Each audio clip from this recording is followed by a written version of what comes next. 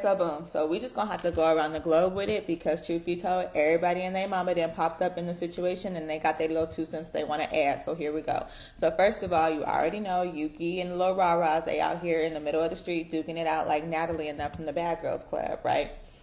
So first things first, you can already tell that Comedy Zeke, he is all the way fed up, all right? At this point, he ain't had no sleep in about 13 days. He been out here fighting, taking phone calls, signing documents, doing interviews, loading guns, peeling potatoes, negotiating ceasefires, trolling Big Bang P like he busy. But Brett had time today, okay? First of all, he had a message for P. He like, Great P, I don't know what kind of dope you smoking, but you got the entire country of Yuki messed all the way up, okay? First of all, you was out here talking all that cap about how you was looking for me. It's a bounty on my head. But I'm outside. I'm outside, and I'm on the front line with it. So where you at? Now is Amy Burns Tucker. She's a law student and paralegal, and she does videos on TikTok, and they've caught a lot of people's attention for a number of reasons. Two main ones, though. First, Amy, welcome. Hello, how are you? I'm good, I'm good. So Amy, one is your background, right? Why you got into this, that's super interesting. The other is, can I keep it real, how you talk, right? And some refer to it as the African American Vernacular English, AAVE, which I thought was very sophisticated. Well, tell us about that, right? So, it's such a funny question to say, why do you talk like that? I would ask the people on TV, why do they talk like non-humans? But nonetheless, I'll ask it. No worries. So thank you for having me first and foremost. So how I talk. So for me, right, it's good old Ebonics. And for me, like that's my first language. That's the language that, my friends and I would speak, or if I was home, just being comfortable. Most of us, we would speak like that at home. But I also have an educational background where that's not really like the language of choice, right? And so I've sort of adopted being able to speak both languages in order to share information, essentially. Yeah, no, that makes a ton of sense. And having seen a lot of your videos, in a sense, you are bilingual, right? So when you speak in the AAVE, because I'm hip and cool, I understand 90% of it. But I got news for me and people like me. When you call yourself hip and cool, you ain't. Okay. You might not. Exactly, but I understand most of it. But there's like 10% I don't understand. I'm like, wait, what was that? Wait, I gotta rewind. Okay, but isn't it kind of funny? I'll flip it because I often on the show make fun of like local news anchors that talk like the number of accidents have doubled, but so have the number of ambulances. And that's a different language, right? But not one that any other person speaks other than the people on TV, right? So. Do they have a prayer, like the cable news folks, right? The CNNs, the MSNBCs. I'm not even talking about bad guys like Fox News. I'm just saying like normal CNN, MSNBC. Like, can people relate to them? Or for young people, is that like, what are they saying on it? It's so boring, such a, like, you know what I'm saying? Their response is hilarious. So, I mean, the honest truth is like, from my comment section, I would say no, most people aren't relating to it, which is why most people, younger people, right, are not watching the news because they're like, I don't get it. Like they're using too many words, like just get to the point, And so I think maybe that was the issue with capturing a younger audience is they're like, you're not talking to me because you're not talking like me. You're not even trying to connect with me. And so when I put out information, I do my best to try to like relate to the younger generation, in particular, like my generation too, to get us pulled into the scenario. And I think that's what makes it different.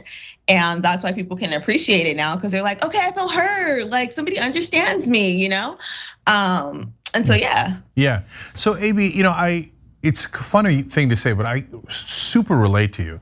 And the reason I relate to you is because when we started doing this show, we talk like normal human beings, and that led the snobby so-called broadcasters to assume that we didn't know what we were talking about. because we didn't wear a tie and we didn't say, oh, we're doing the news tonight, you know?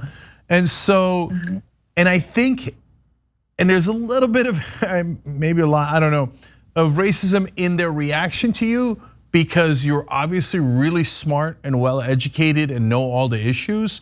So there's like this element I feel when news covers you of like, but she knows what she's talking about. Wait, why is it a but? Do you sense the same thing?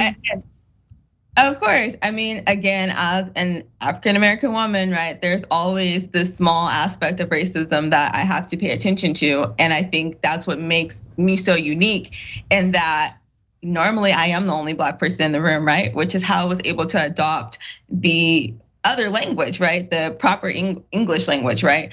But I think that's what makes what I'm doing so dynamic, is that I can still essentially be ghetto and speak Ebonics, but like I do know what I'm talking about. I got 2 bachelors, a master's, and I'm working on my law degree. So you can't tell me, right, that I'm not educated and I don't know how to do research and get accurate information and even present it accurately. But I think that's what makes it so great, is that now you can no longer allow me to hide in plain sight and think that I'm not as smart and educated as I actually am, because truth be told, like, look at me, I am, right? Yeah. So I think that's the age-old lesson of like, don't judge a book by its cover, because you don't know what's on the inside. Yeah, no, it actually really bothers me, come to think of it. And as you can tell, as I said, it's a little bit personal for me.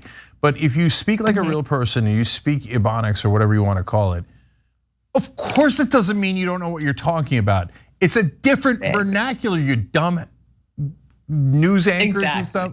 Anyway, so I mean, it's so ironic. They'd be like, "Oh, are they intelligent?" No, idiot. Are you intelligent that you can't? You're thrown off by the vernacular instead of the content.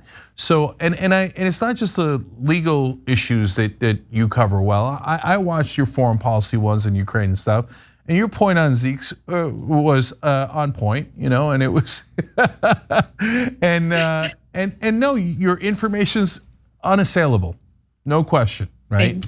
Yeah, so now another interesting part of this is why you got into this in the first place. So why did you start making videos? So I started making videos as a way to bring attention to my brother's case. My brother was wrongfully convicted of a murder when he was 15 years old, and he was sentenced to 50 years to life. And so he's been incarcerated for the last like 15 years. And I would see, you know, all these videos going viral of these different wrongful conviction cases. And they were cases like I had either been privy to from school or just because I'm a case junkie, right? Like I just kind of knew what was going on. And so I was like, okay, like maybe if this is helping other people, like maybe I can just help my brother. Like maybe somebody will see it and be like, you know what, let me see if I can help them. So that's essentially how it started.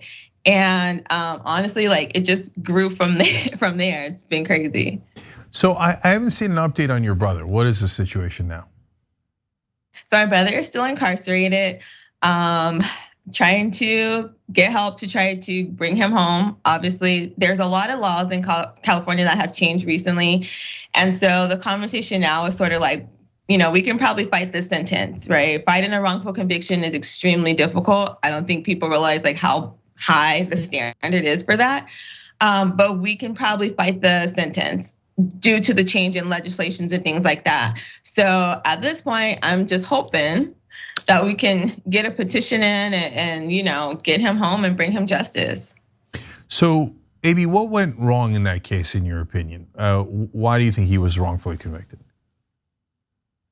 Everything went wrong. For one, I think because he was a young Black man in a very conservative city. So he was tried in San Bernardino County. It's very conservative out there, and he didn't have a jury of his peers. We'll start there. But he was convicted based on the testimony of an informant. Essentially, there's no other information, no other evidence to place him at the scene of the crime. There's actually more to say that he was not a part of this crime.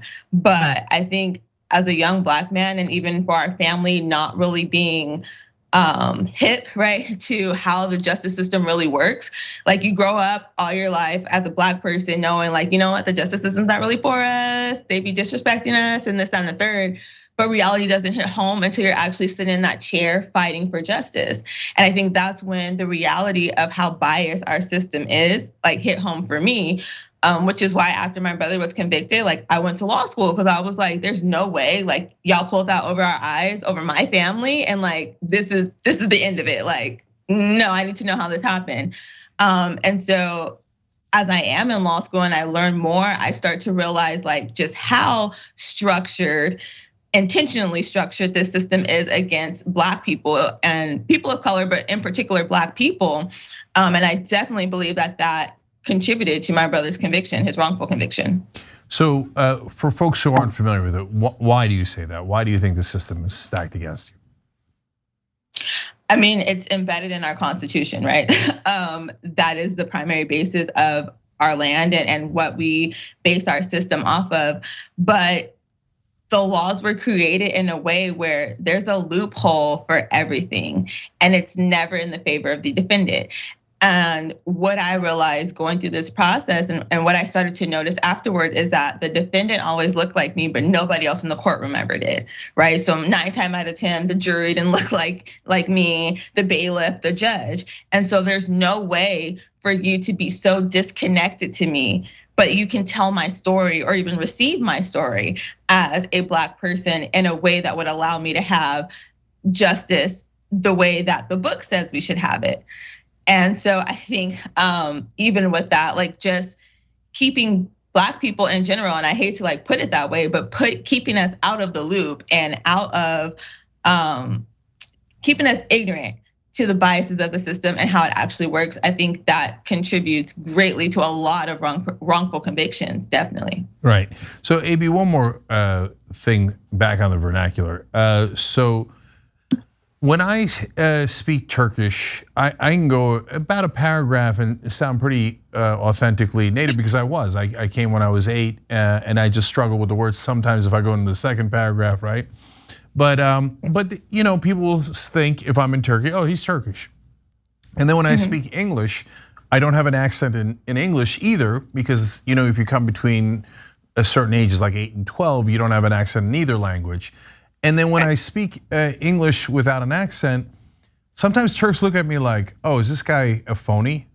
Like, wait, which one are you, right? So do you get that because you can speak, as you put it, Ebonics and so-called proper English? For sure, for sure. Look, I almost said for sure, right? For sure, I definitely do. It's so funny thing, like I went to a restaurant not too long ago and these ladies like recognized me from the internet. And so I had a quick conversation with them and the lady was like, oh, well, you don't like sound how you sound on the internet. And I was like, girl, when I walk away from here right now, how you gonna talk to her? Not the same way you talking to me, right? I'm like, I don't know you. So I'm already trained and conditioned to, I'm talking to a stranger who I don't know. So this is the appropriate language. So I make sure you get me. But truth be told, again, I could speak both languages. Just because I don't have an accent or just because I turn it on and off, right? Doesn't mean that it's fake or it's phony. It's real. But I just know how to play both sides of the coin. And you know, we call it code switching, you know, where I'm from. So I have adopted the ability to be able to code switch quite well. But please don't get it twisted, right? Like I still speak how I speak and I'm with it. Whichever way. 100%. Look, I speak in 1,000 different contexts and I don't speak the same way to my friends as I would do, let's say, in a finance meeting, right? Exactly. I'm not gonna go in there and high five the guys, the bankers, and be like, yo, what's up, what's up, what's up, right? Like whatever stupid thing we say, right? Okay. Exactly. Whatever things that's left over from the 1990s that we still use, I wouldn't use with the bankers. Okay, anyways. All right, AB Burns Tucker, everybody check her out. It's at I Am Legally Hype, which is perfect title, at I Am Legally Hype. All right, AB, you're awesome. Thanks for joining us, we appreciate it. Thank you for having me. No problem. Thanks for watching The Young Turks, really appreciate it. Another way to show support is through YouTube memberships. You'll get to interact with us more. There's live chat emojis, badges. You've got emojis of me, Anna, John, JR. So those are super fun. But you also get playback of our exclusive member-only shows and specials right after they air. So all of that, all you gotta do is click that join button right underneath the video. Thank you.